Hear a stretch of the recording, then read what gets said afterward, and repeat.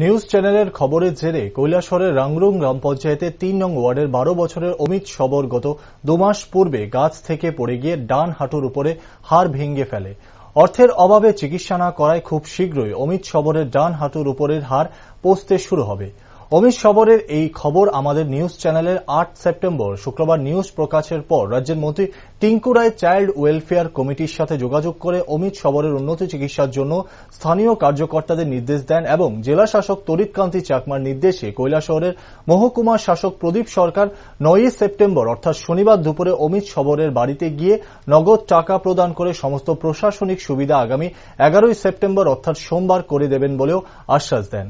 উল্লেখ্য, রাংরুং গ্রাম পঞ্চায়েতের ৩ নং ওয়ার্ডের ছয়দ্রুন গ্রামের স্থায়ী বাসিন্দা শুকুরমণি শবরের স্বামী বিগত ৪ বছর পূর্বে মারা যাওয়ার পর স্থানীয় রাংরুং চা বাগানে কাজ করে ২ ছেলে এবং ১ মেয়েকে নিয়ে পরিবার চালাতেন।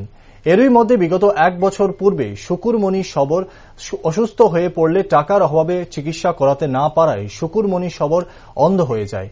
মা শুকুরমণি শবর অন্ধ হয়ে যাওয়ার বড় মেয়ে ১৫ বছরের রুমা শবর বাগানে কাজ করে বর্তমান পরিবার পরিচালনা করতে থাকে।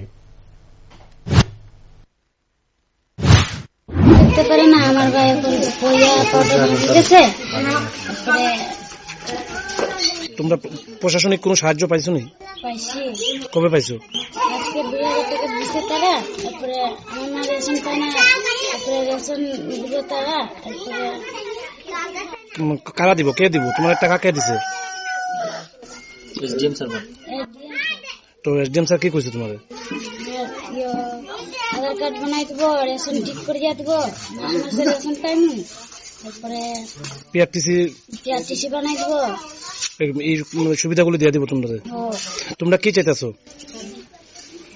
তোমরা মূলত কি চাইতেছো? এই যে এসডিএম স্যার তোমাদের হেল্প করছে, তোমরা খুশি নি? আমরা খুশি, হেল্প করছে। তোমরা আর কি চাও? ভাইকোর কথা বল। আমার ভাইরে ঠিক করে দিয়া দিব, এটাই তোমরা চাও? তোমার নাম কি?